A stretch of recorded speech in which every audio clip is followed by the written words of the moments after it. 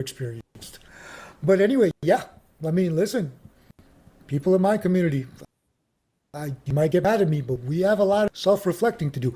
I know the younger generations are way better, but you know, there's still a bunch of issues there.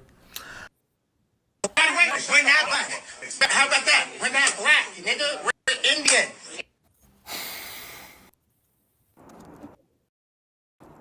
Staying late again? Yep, got Prosper. In this CRM.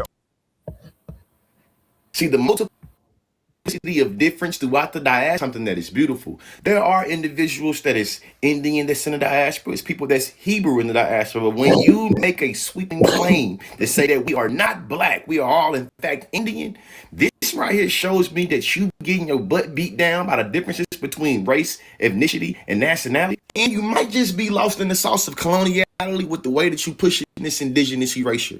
It's kind of textbook. For the people in the back, y'all don't think it's preposterous. You see what I'm saying? It's crazy that just a few months ago, the same folks that were saying we are the real Hebrews is now the same folks saying we are the real Indians. What? And I'm very well aware of this 12 tribe list that a lot of the Hebrews talk about when it comes to different people being of the tribe.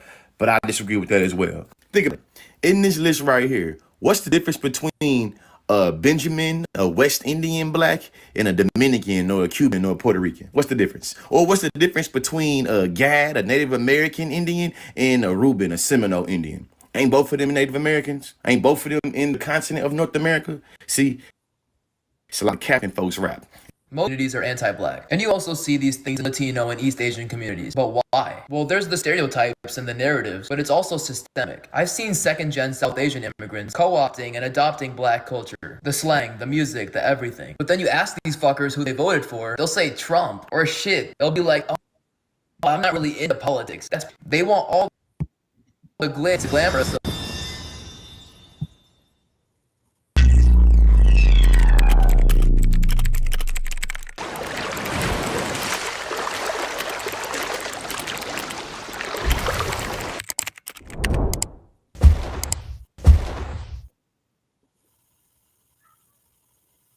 Personal journey, overcoming anxiety. Anxiety weighing heavy? Lighten the load with our support. This course set me on the path to success.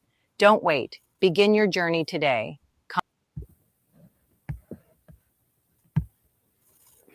And as usual, comment ready for the free blueprint. Starting a 90-day challenge for those of you looking to challenge yourself to make money online and get your mind right with positive vibes.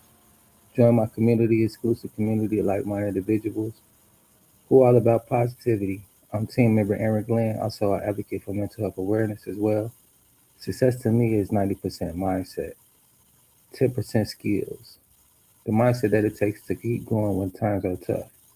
When you would face adversity, when you feel like you're suffering in silence. This is what this community is about, to keep you hand in hand, lifted up through the hard times with the mindset that matters. And the other 10% is the skills that it takes to attain if applied to yourself. Anything that you want in life you can have if you get started and take action. But none of the systemic burden. That's how I describe a lot of these South Asian immigrants. The Indian ones come from a past.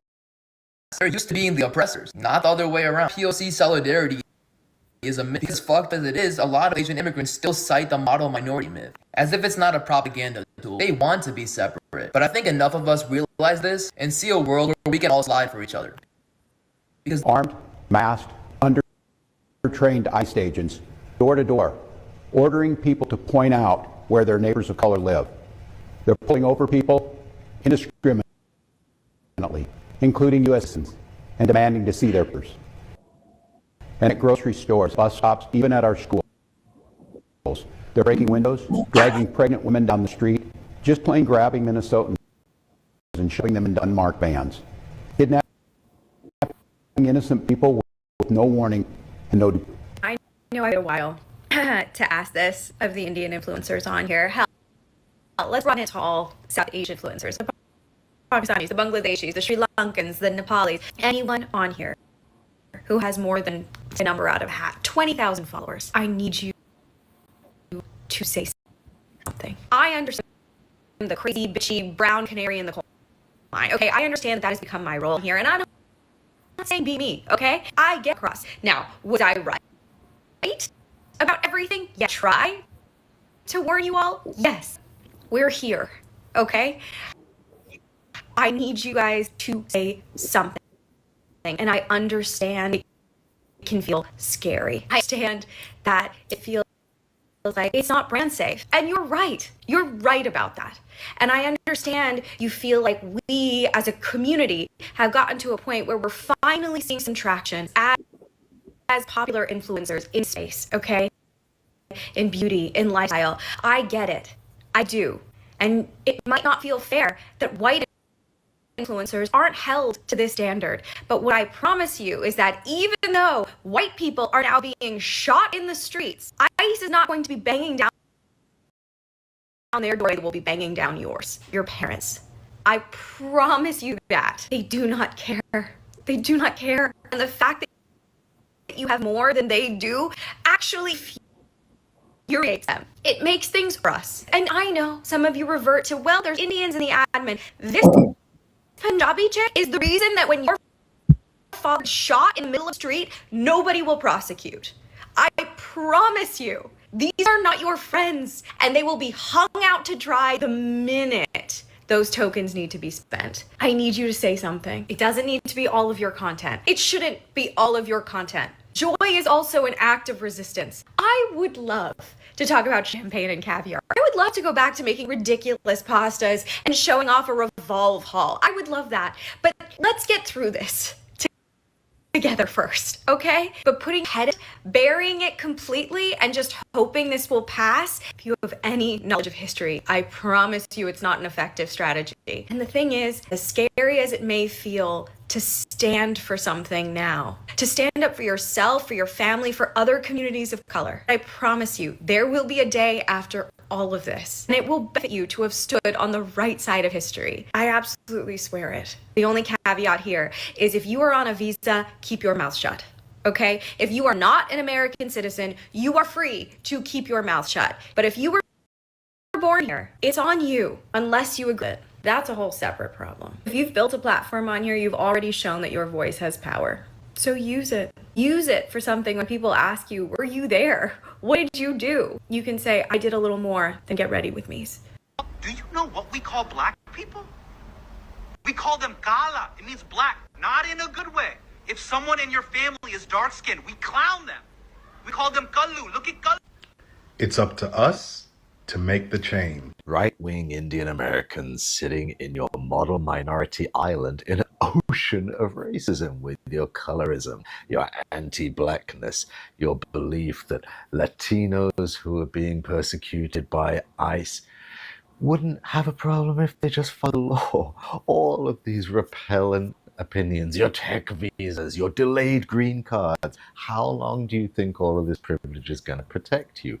You're also people of color, and eventually they will come for you. So how about some solidarity? Because what's actually happening to Latinx Americans is they're being viciously persecuted right now, put into cages, on the receiving end of violent abuse, denied medical treatment, and forcibly deported. And as bad brown people, Muslims, Sikhs, the poorer ones, the lower caste ones, they're really not that far away from you, and a lot of people can't tell the difference. So what about trying some solidarity instead of allowing the system to weaponize you against those with less privilege than you? Because that privilege you think you have, the sudden hate against Indians in Australia after everything they've done for this country. The last 30 to 40 years, Indians have been part of Australians' story. They follow peaceful religion, they work hard, and they contribute in ways most people don't even notice. Nurses, aged carers, IT engineers, doctors, and small business owners.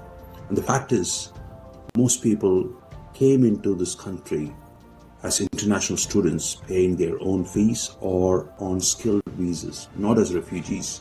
They followed legal routes, met requirements, and built their lives here the right way. So Indians don't just work here, right? They also integrate, they mingle, they welcome people into their culture, they embrace Indian culture too.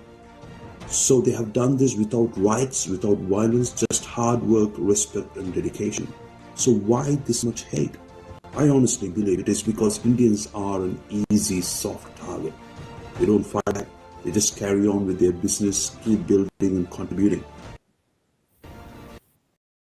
It's so easy to become a podcaster with Riverside. First, go to Riverside on the account. When you're ready to record, hit back to capture. So before anybody judges, look at the Indians' contribution, not skin color. This is built by all of us. And Indians are... I'm assuming that this is an Indian person because they have been up and down my entire TikTok, leaving negative comments about how I call out toxic cultural norms in the Indian community, and they seem to have a problem with me talking about Black people during Black History Month, so here it goes. I'm calling in all Indian, South Asian, and Desi people to acknowledge the anti-Blackness in our community. South Asians also need to recognize the difference between racism because I fear that this person does not know the difference. For acknowledging that I'm a shrink, the correct term is that I'm a therapist, and I will tell you, as somebody who is a professional in this field, the anti-Blackness negatively affects our mental health, and it is super apparent. The reason why South Asian women are the #1 ethnic group of women at risk of an eating disorder is because of perfectionism, which is a tool of white supremacy. It's also because of our caste system. The idea that women who have more Eurocentric features, who are thin and light-skinned, are more attractive compared to women who are darker or in bigger bodies or have more Indian features because of anti-Blackness. This does not just affect women in our community or people in our community who have an eating disorder. This affects all South Asians who struggle with anxiety and depression because of this idea of a good Indian or a perfect Indian that is rooted in moral purity of our hierarchy system. As Indians and South Asians, please end the idea that criticizing your community means that you hate your community. I criticize my community because I want to see our community grow and do better. Does not mean that I'm a bad Indian. That does not mean that I'm a self-hating Indian. I have actually taken the time to unlearn problematics that are a product of intergenerational trauma and colonialism in our community. Other part of this that I want to address is the difference between prejudice and racism. Let me put this in a way that you can understand. People go to therapy and they trust that professional, that therapist to be somebody who can honor their shame, honor their secrets without judgment, and be able to hold a private and confidential space to dissect those feelings and process those feelings. As a person, I need somebody who is going to understand my experience as the daughter of Brown immigrant parents in this country, because not a lot of people will understand that experience, and my preference is almost always going to be a brown therapist. Now, there have been many moments where I have had no choice but to choose between either a white therapist or a Black therapist. And when given the option, I am not saying that the white therapist isn't good at her job. She might be fabulous at her job. She might really know what she's doing, but I'm almost always going to choose the Black therapist because there are certain things that I do not need to explain to them. And I would feel much more comfortable to my experiences with racism with a Black therapist than with a white therapist. Now, that does not mean that the Black therapist knows everything about my culture. I may have to explain some cultural differences to my Black therapist that they may not already understand. But I know that they do not benefit from racism, that they do not have the power to benefit from racism, and they would never weaponize those power dynamics against me because they get it. They experience racism too, and they're the ones who are the most affected by racism. Therapists may make every effort to understand the cultural intricacies of being Indian. They may even understand the difference between Indian culture and Pakistani culture and Sri Lankan culture and what have you, but the truth of the matter, never understand what it's like to experience racism, because racism is a power dynamic, and it's a power dynamic that they benefit from, whether they like to admit that or not. White people benefit from racism even if you are a good white person. Racism is systemic, and it is a power dynamic that is often weaponized against the global majority, whereas prejudice is of the race or the ethnicity of the person who is making them. And oftentimes when people make statements of prejudice and that statement is coming from another person of color, it's usually because of mistrust. If a Black person has ever made ignorant statements about Indian people, I'm sorry that you've had to go through that, but that is not racist, that is prejudice. And that's usually because Black people have had experiences where Indian people like us betrayed them when they needed us the most. The point of the matter is that communities of color need together. We need to be able to bridge the gap and make an understanding of each other, because all of this fighting between us is conquer and divide, and white supremacy benefits from conquer and divide. This is all political fodder and entertainment for people who benefit from racism. What do you think about Africans coming to India to study? Okay, that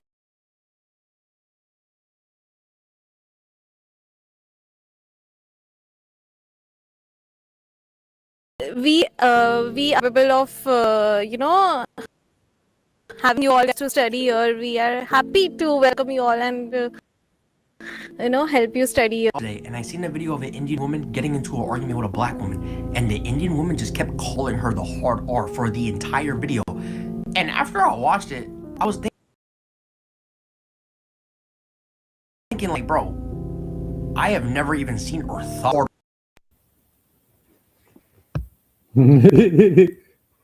Yeah, where you at depends, because out here, they'll think some shit, but they ain't gonna say it.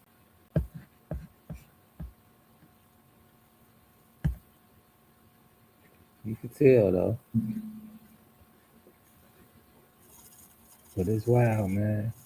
It's what they being taught. In general.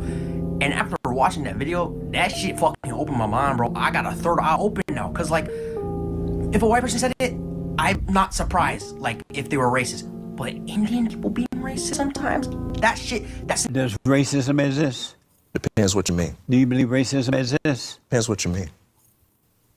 Does racism exist? Depends what you mean. It was just a question. And I'm qualification for the question.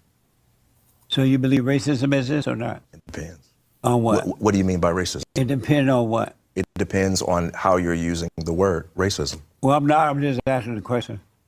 Are you telling me you don't know what you mean when you say the word racism? Right now, it's just a question, and I'm asking you, do you believe that racism exists? Right, it's a question that you're asking. Yeah, does racism exist? And in order to ask the question, you're using words. And those words are an expression of your thoughts. And since I don't know I can't read your mind, I'm asking you to tell me what the words you're choosing to use. Are you unwilling to do that? Or does racism exist? What do you mean by? So, after clearly watching this video, here's my deep, critical analysis. Racism towards Black people has been built as a global system. It's not just a social bias, right? Racism towards Black people is engineered into a worldwide economic, legal, and a psychological system. The transatlantic slave trade did not simply exploit Black labor. It redefined Black humanity itself. Black people were legally transformed into property, commodities that could be sold, bred, insecured, and inherited.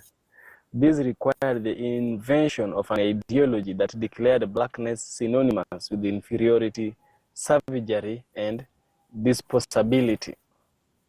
This system did not end with the abolition of slavery. It evolved into things such as the Jim Crow laws, apartheid. A perfect example is what we saw in South Africa. We had redlining, we had mass incarceration, we had political extraction, and global anti-Black hierarchies. Anti-Black racism became a foundational logic of modern capitalism and the nation states. embedded in law, education, religion, science, and media. It was designed to be permanent, inherited, and self-reproducing across generations. Shopping is hard. Make it easy with Stitch Fix. Get out any of them. First, tell us your style. By contrast, racism towards Indian people, while often severe and brutal, did not require the complete erasure of humanity in the same totalizing way. Indians were colonized. We can't deny that. They were exploited. We can't deny that. And they were also demeaned. But they were not globally reduced to property or defined as a permanent underclass across all societies. Tell me, where in the world, apart from Africa, is a black person accepted for who he is completely? Point to me on the comment section. Maybe I don't know. I'd really want to know about it. The second point is this. Blackness was racialized as the bottom of the human hierarchy. One of the most important distinctions is that blackness was constructed as the symbolic bottom of the racial order. Anti-black racism functions not only to exclude black people, but to give non-black groups a sense of relative proximity to power and humanity. This is why stereotypes travel easily across borders, even into societies with few black residents. You know, Indian racism often operates through othering, othering accent, culture, caste system, religion, or nationality.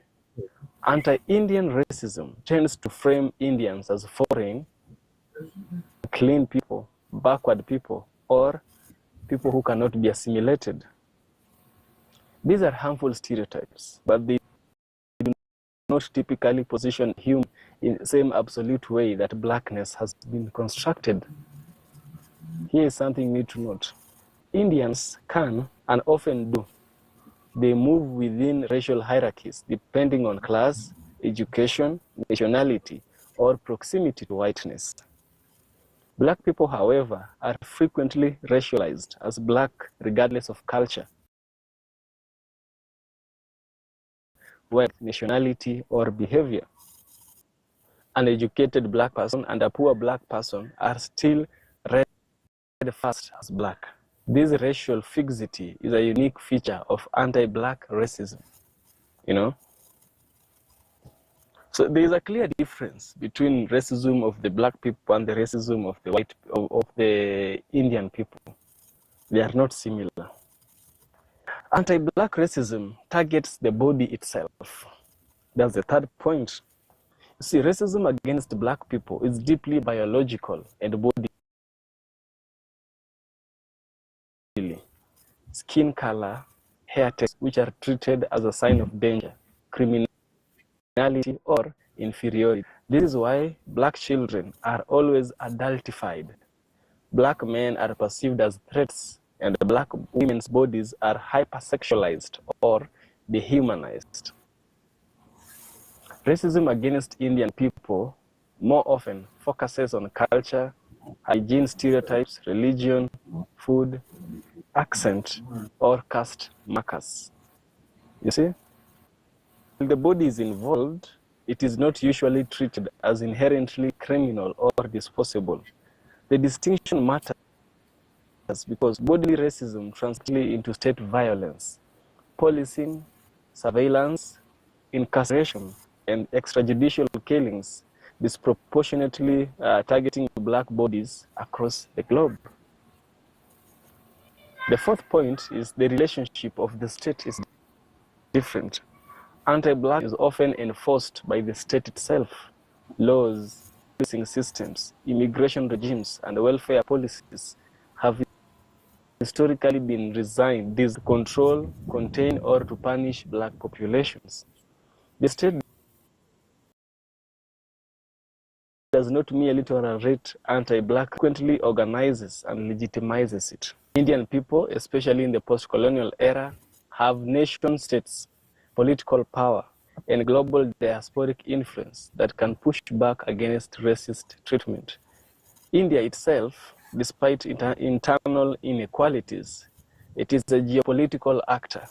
Black people, particularly those descended from enslaved population, were systemically stripped of land, language, sovereignty, and political continuity.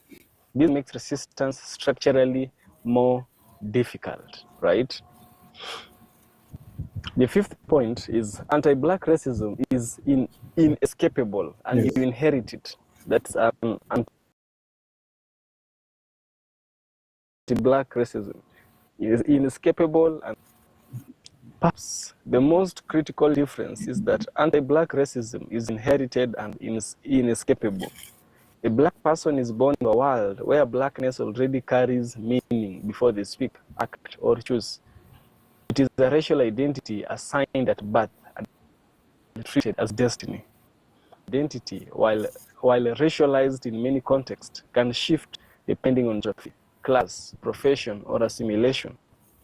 An Indian person may be racialized differently in India.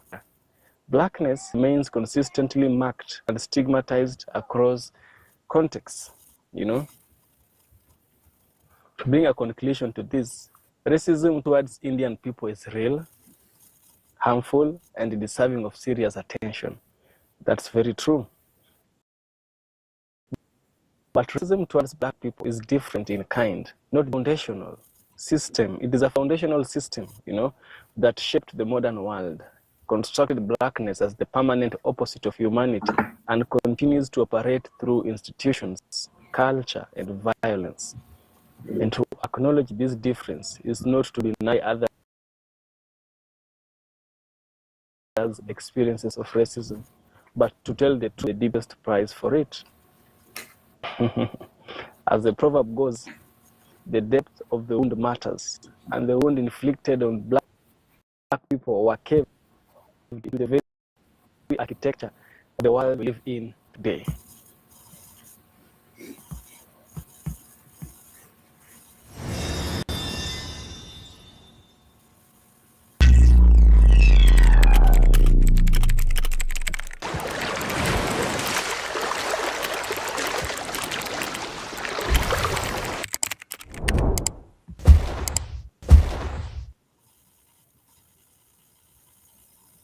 Personal Journey Overcoming Anxiety.